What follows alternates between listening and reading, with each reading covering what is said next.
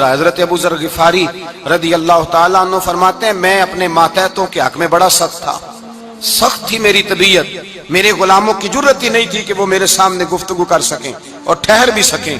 فرماتے ہیں جس دن میں کلمہ پڑھنے گیا، جس دن میں حضور کی بارگاہ میں، تو میں نے کہا حضور کوئی خاص نصیحت؟ تو نبی پاک نے فرمایا میری نصیحت تیرے لیے یہ ہے کہ جیسا تو نے کھانا ہے ویسا ہی غلام کو کھلانا ہے، جیسا تو نے پہننا ہے ویسا ہی غلام کو پہنانا ہے۔ حضرت ابو ذر کہتے ہیں جو میرے اندر کمی تھی وہی میرے نبی نے نصیحت کر دی، جو میرے اندر کوتاہی تھی وہی غیب جاننے والے رسول نے بتلا دی۔ فرماتے میں گھر گیا، جب میں جاتا تھا تو ملازموں کا سانس خشک ہو جاتا تھا، وہ کانپنے ہانپنے لگتے تھے کہ جانے اب یہ کیا کرے گا۔ حضرت ابو ذر غفاری فرماتے میں گیا، ایک شخص سے میں نے کہا کھانا پکاؤ، کھانا پکایا، دسترخوان پہ لگایا اور اپنے سارے ملازموں کو کہا آؤ یار میرے ساتھ بیٹھ کے روٹی کھاؤ، آؤ سارے میرے ساتھ بیٹھ کے کھانا کھاؤ۔ فرماتے ہیں انہوں نے کھانا کھایا، پھر میں ان کو بازار لے گیا، جیسے کپڑے میں پہنتا تھا ویسے ہی میں نے ان کے لیے بھی خریدے۔ فرماتے ہیں میرے غلام کہنے لگے آقا خیر تو ہے نا، خیریت تو ہے نا، کیا ہوا؟ مزاج مبارک تو ٹھیک ہے، کیا ہو گیا؟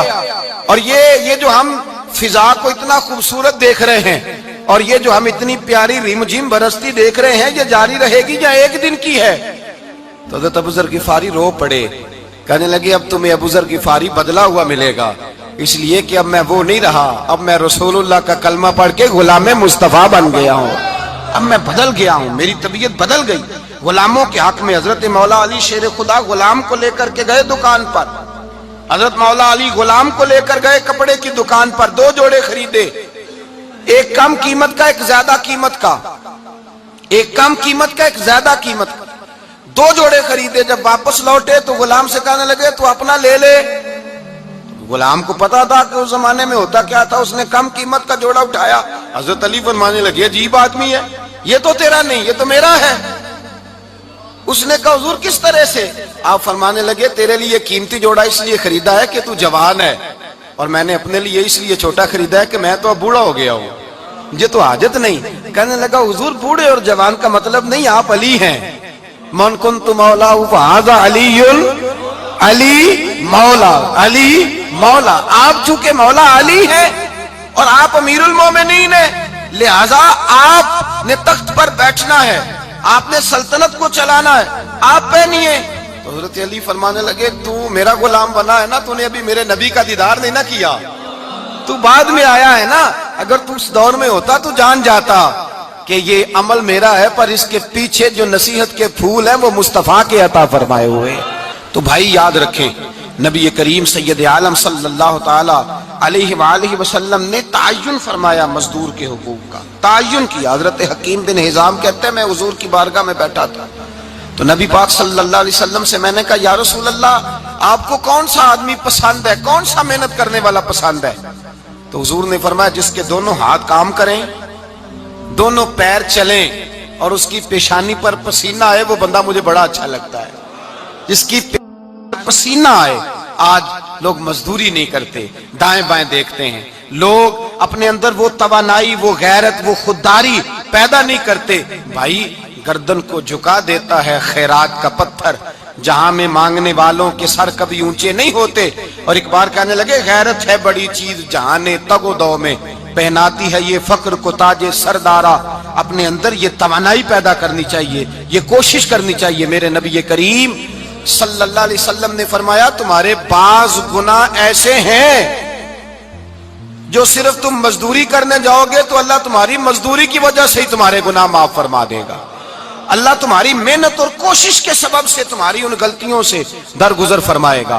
حبیب کریم سید عالم صلی اللہ علیہ وسلم نے فرمایا مزدور جب قیامت کے دن آئے گا، بھئی عالم تو آیا، صوفی تو آیا، درویش تو آیا، صحابہ تو آئے، ان کا آنا تو شفاعت کے لیے شمار کیا گیا۔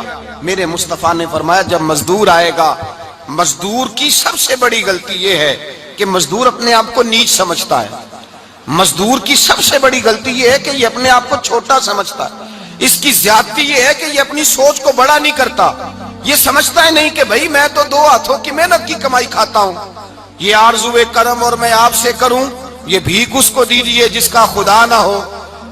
मजदूर की ज्यादती ये है कि ये अपने आप को छोटा जानता है। मेरे मुस्तफा ने फरमाया जब मजदूर मेहनत करने वाला कयामत के दिन आएगा तो उसका चेहरा इस तरह चमकेगा जिस तरह 14वीं का चांद चमका करता है। इस कदर उसका चेहरा चमकेगा जब आएगा वो सुबह कयामत। मेरे भाइयों, मजदूर एक अजीम शख्सियत का नाम है। मेहनत करना, अपने दोनों हाथों से मुशक्कत करना, जद्दोजहद करना। मुझे कई सारे लोग, मैं जब मुल्क के मुख्तलिफ गोशों में जाता हूं तो कई सारे लोग कहते हैं आपके अब्बा जी का मजार किधर है, आप किस मजार के सज्जादा नशीन हैं? तो मैं उनसे कहता हूं मैं सज्जादा नशीन नहीं, मैं तो किसान का बेटा हूं। और मैं उस शख्स का बेटा हूं जो रात को 2 बजे उठ के भी घर से निकलते थे 2 नफल पढ़ के। तो हम पूछते थे कि अम्मा जी अब्बा जी कहाँ गए? तो कहते थे चंद खेतों को पानी लगाना था और रात को रुखसत हो गए। फख्र की बात है, ये एजाज की बात है, ये एजाज की बात है। हमने सारी जिंदगी उनके हाथ पे छाले देखे, लेकिन बात लफ्ज जुबान पर यही देखी कि बेटा इज्जत वाला वही होता है जो अपने हाथों से मेहनत करके रोजी खाया करता है। भाई याद रखें, ये एजाज की बात है। एजाज, मजदूर का बेटा फख्र करे, किसान का बेटा नाज करे। वो जो आदमी सवेरे जाता है वेल्डिंग का प्लांट लेके काम करने, उसका बेटा नाज करे। वो जिसका बाप फावड़ा चलाता है, छैनी चलाता है, थोड़ा चलाता है, वो नाज करे। और मजार सिर्फ उन लोगों के नहीं होते जो अल्लाह अल्लाह करते हैं, हु करते हैं, वो तो काबिल एजाज है अल्लाह के बंदे, उनके भी मजार होते हैं।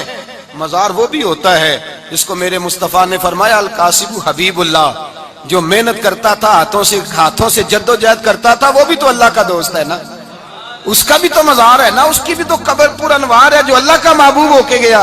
तो भाई अपना एजाज जाने, समझे इस बात को। मेरे मुस्तफा करीम सल्लल्लाहु अलैहि वसल्लम मजदूर को इज्जत देते, वकार देते, और जो हुजूर के घर में खादम होते उनकी नाज बर्दारी करते। हमारे घर में जो बीबी बर्तन धोती है वो हमारे साथ बैठ के रोटी नहीं खा सकती, उसको ये इजाजत नहीं होती। हमारा जो मजदूर होता है ना, एक साहब कहने लगे ये बच्चा मेरे पास काम करता है, इसके अब्बा जी भी करते थे। तो मैंने कहा इसका मतलब ये है कि तुमने आगे नहीं बढ़ने दिया, तुमने कहा मजदूर ही रहना सारी जिंदगी, यही रहना मेरे पास, आगे ना बढ़ना। मेरे मुस्तफा करीम सैयद आलम सल्लल्लाहु अलैहि वसल्लम के पास जो लोग काम करते थे, मेहनत करते थे, मुशक्कत करते थे, हमारा मुलाजिम डरता है, कांपता है, वो बात करता है तो साहब जी कहते कहते जुबान थकती है, 100 दफा मूड को देखता है, गालियां खाता है बेचारा, उसकी इज्जत नफ्स को उछाला जाता है, उसको रुसवा किया जाता है, और वो बेचारा रात को रजाई में मुंह दे के रोता है कि यार मेरे नसीब सिर्फ इसलिए कमजोर हैं कि मैं गरीब के घर में पैदा हुआ हूं। हम एहसास नहीं करते, और मजदूर को कभी मौका मिल जाए जान छूटने का तो भाग जाता है। हमारा किरदार और इखलाक ऐसा नहीं होता। हजरत ज़ैद बिन हारिसा रसूलुल्लाह के गुलाम थे, नबी पाक के घर में झाड़ू देते थे, बर्तन मांजते थे। ये बचपन में अपने कबीले से गुम हो गए थे, किसी ने अगवा करके ला करके बेच दिया, गुम हो गए थे। हुजूर की बारगाह आली मर्तबत में लाए गए। हजरत ज़ैद बिन हारिसा सारा दिन काम काज करते। कोई आदमी आया उनके इलाके का, मक्का मुकरमा, उनको पहचान कर वापस गया उनके कबीले में और जाके बतलाया कि तुम्हारा बेटा तो मोहम्मद इब्ने अब्दुल्लाह सल्लल्लाहु अलैहि वसल्लम के पास। उस वक्त हुजूर ने भी अल्लाह ने नबूवत नहीं फरमाया था। इनके वालिद हारिसा चचा लेने आए और नबी पाक के पास आए तो 2 थैलियां शर्फियों की भर के लाए। कहने लगे हुजूर ये पैसे ले लें, 2 थैलियों में पैसे डालें, दिनार है, दिरहम है, हुजूर ले लें, हमारा बेटा दे दें। नबी पाक सल्लल्लाहु अलैहि वसल्लम ने फरमाया तुम्हें गलती लग गई है, पैसे पीछे हटाओ, मैं ज़ैद को बुलाता हूं, मैं ज़ैद को, इधर देखिएगा, मैं ज़ैद को, मैं उसे बुलाता हूं, अगर वो जाना चाहे तुम्हारे साथ तो मुझे एतराज नहीं, ले जाना। चचा और बाप कहने लगे आप अजीब बात करते हैं, वो गुलामी छोड़ के नहीं जाएगा, आप अजीब बात करते हैं, वो मजदूरी छोड़ के बादशाही इख्तियार नहीं करेगा। हम खाते पीते लोग हैं, उसकी माँ तरस गई है उसको मिलने को, बहनें रोती हैं, वो जाएगा नहीं। मेरे हबीब ने फरमाया तुमने अभी ये जायका चखा नहीं, तुम्हें इसका पता नहीं, तो मैं बुलाता हूं, अगर जाना चाहे तो पैसों की जरूरत नहीं, ले जाना। हजरत ज़ैद को पैगाम दिया, आए, हुजूर ने फरमाया वो तुम्हारे वालिद खड़े हैं, वो चचा हैं, लेने आए हैं। जनाबे ज़ैद गए, बाप के गले से लगे, बिछड़े हुए बाप बेटा एक दूसरे को मिलके खोल के रोए। का बेटा तेरी माँ की आंखें पत्थर हो गई तेरा रास्ता देख के, तेरी बहनें तरसती हैं तेरे चेहरे के दीदार को, بیٹا وہ گلیاں بھی روتی ہیں جن میں تو کھیلا کرتا تھا، پر اب فکر کی بات کوئی نہیں، اب کوئی پریشانی نہیں، میں پیسے لایا ہوں تجھے لے جاؤں گا۔ نبی پاک صلی اللہ علیہ وسلم نے دیکھا نا جب باپ بیٹے کی گفتگو ہو گئی، آنسو بہ گئے، بوجھ ہلکے ہو گئے، تو میرے کریم نے فرمایا زید اگر تم چچا کے ساتھ والد کے ساتھ جانا چاہو تو میری طرف سے اجازت ہے، تم جا سکتے ہو۔ یہ لفظ کہے تو جناب زید دوڑ کے حضور کے قدموں میں آ کے بیٹھ گئے، حضور کے قدموں میں بیٹھ گئے، اور گویا فاضل بریلوی علیہ رحمہ نقشہ بیان کرتے ہیں، کہنے لگے تیرے قدموں میں رہوں غیر کی ٹھوکر پہ نہ ڈال، میں جھڑکیاں کھاؤں کہاں چھوڑ کے صدقہ تیرا، اور تیرے قدموں میں جو ہے غیر کا منہ کیا دیکھے، کون نظروں پہ چڑھے دیکھ کے تلوا تیرا۔ کہنے لگے حضور میں نے نہیں جانا، میں یہیں رہوں گا۔ چچا اور باپ نے دیکھا تو کہنے لگے بیٹا تو غلامی چھوڑ کے نہیں جائے گا، تو ملازمت چھوڑ کے بادشاہی میں نہیں جائے گا۔ تو آپ کے والد کو آپ فرمانے لگے ابا جی ذرا 2 گھڑیاں یہاں رہ کے تو دیکھیں، یہاں 2 گھڑیاں رہ کے تو دیکھیں۔ فرمایا یہاں ملازموں کا وہ اعزاز ہے جو شہزادوں کا ہوا کرتا ہے، یہاں خادموں کی وہ عزت ہے، اور پتہ پھر ان کو مقام کیا ملا، یہ واحد شعبیاں جن کا نام اللہ نے قرآن پاک میں بیان فرمایا ہے، نام اللہ نے قرآن مجید میں بیان فرمایا۔ حضور کا اپنے غلاموں کے ساتھ جو تعلق تھا، اپنے ملازموں کے ساتھ جو رشتہ تھا، بڑا آدمی آتا نا بڑا آدمی تو لوگوں کی سانس سوکھ جاتے ہیں، اٹھ کے ملتے ہیں، بڑا کچھ کرتے ہیں۔ مزدور آتا ہے تو لوگ اوے کہہ کے پکارتے ہیں، ان کو خبر ہی نہیں کہ اس شخص کا اعزاز کتنا ہے۔ حضرت انس بن مالک رضی اللہ تعالیٰ عنہ فرماتے ہیں میں چھوٹا سا تھا، میری اماں مجھے حضور کے گھر چھوڑ گئی، میں نے 10 سال نوکری کی نبی پاک کی۔ کتنے سال بولیے؟ 12ویں دن لوگ کہتے ہیں بس بھائی ختم ہو گیا، اب فرینکنس ہو گئی ہے، اب جو مرضی تیرے ساتھ کریں گے۔ 10 سال نوکری کی میں نے، لیکن جناب انس فرماتے ہیں نبی پاک نے کبھی مجھے اف تک بھی نہیں کہا تھا، اف تک بھی نہیں کہا تھا، اف تک بھی۔ حضور نے بھیجا جاؤ فلاں آدمی کو بلا کر کے لاؤ۔ حضرت انس بن مالک رضی اللہ تعالیٰ عنہ فرماتے ہیں میں بلانے گیا، بچہ تھا چھوٹا سا، رستے میں بچے کھیل رہے تھے تو میں ان کے ساتھ کھیلنے لگا، محو ہو گیا، مجھے پتہ ہی نہ چلا وقت کا۔ حضور نے جب مجھے بھیجا تو فرمایا جلدی جانا اور جلدی آنا، اب مجھے خبر ہی نہیں، بڑی دیر ہو گئی۔ حضور وہاں انتظار کر کر کے خود تشریف لائے، کہتے جب نبی پاک آئے تو میں بچوں کے ساتھ کھیل رہا تھا، حضور نے جب مجھے کھیلتے ہوئے دیکھا، میری اچانک نظر پڑی تو میرے ہوش اڑ گئے۔ حضور نے تو کہا تھا جلدی آنا، اور میں یہاں کھیلنے لگا، یہاں اتنا الجھا کہ مجھے خیال نہیں رہا کس کام آیا ہوں۔ حضرت انس فرماتے ہیں میں ڈرنے لگا، جیسے جیسے حضور قریب آتے میری ٹانگیں کانپتی۔ فرماتے ہیں جب نبی پاک قریب آئے تو قربان جاؤں معصوم آمنہ کے، فرماتے ہیں حضور نے میری گردن پہ تھپکی دی، اور حضور نے ہنس کے فرمایا او بھائی لگتا ہے تو کھیل میں گم ہوا ہے تو تجھے یاد ہی نہیں رہا میں نے کس کام بھیجا تھا، تجھے یاد ہی نہیں رہا۔ کہا یا رسول اللہ صلی اللہ علیہ وسلم میں بھول گیا تھا، میں ابھی جاتا ہوں۔ کیا انداز ہے، کیا شفقت ہے، کیا رنگ ہے۔ حضور میں ابھی گیا اور ابھی آیا۔